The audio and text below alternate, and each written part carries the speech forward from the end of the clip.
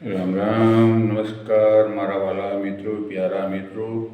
જો તમને કીધું હતું રાવણ ને કુંભકર્ણ પહેલાં શું હતા?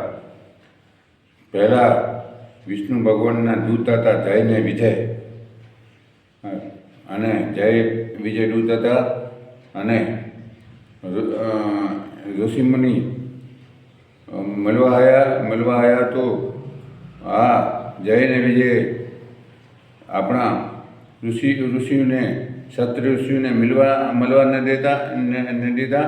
એટલે ઋષિ કીધું અમને મળવા દો, ને ભગવાનને મળવા આવ્યા છે, વિષ્ણુ ભગવાનને નહીં. આ મીટિંગમાં છે ભગવાન, તો હમણાં તમે નહીં મળી શકો. હમણાં મીટિંગ કે છે, પહેલાં જે કહેતા હોય તે ખરેખર તો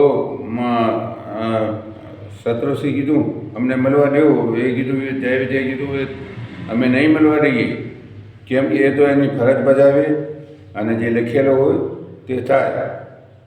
પછી આ કીધું અમે મોટોમાં મોટો શ્રાપ દઈશું, તો એ ભલે જે થાય પણ અમે મળવા નહીં દઈએ. આ શ્રાપ દીધું, તમે જાઓ રાક્ષસ થશો મોટામાં મોટા. ત્યાં સુધી વિષ્ણુ ભગવાન આવ્યા. વિષ્ણુ ભગવાન આવીને કીધું કે હવે અમારો ભૂલ થઈ, આ લોકોને ભૂલ થઈ, એની બદલીમાં હું માફી માંગુ છું. ઋષિમુનિએ કીધું હવે તમે શ્રાપ દીધો તો હવે ઉદ્ધાર કેમ થશે આ લોકોનું? જો ઋષિમુનિએ કીધું કે ખારસી લડશે તો 3 યુગ લડશે, અને જે પ્રેમથી લડશે તો જુગો જુગ લડશે. કીધું ભલે, પણ જય ને વિજય વિષ્ણુ ભગવાનથી વરદાન લઈ લીધું કે ઉદ્ધાર કરવા અમારો તમને જ આવવું પડશે.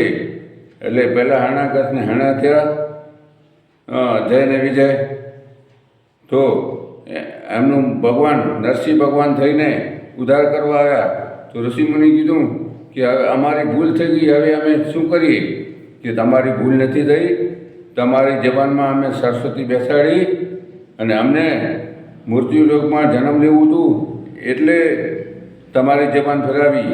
મારા વાલા જે હરણાકશ થયા, હરણાકશ કીધું હું ભગવાનનું નામ લેવા નહીં દઉં.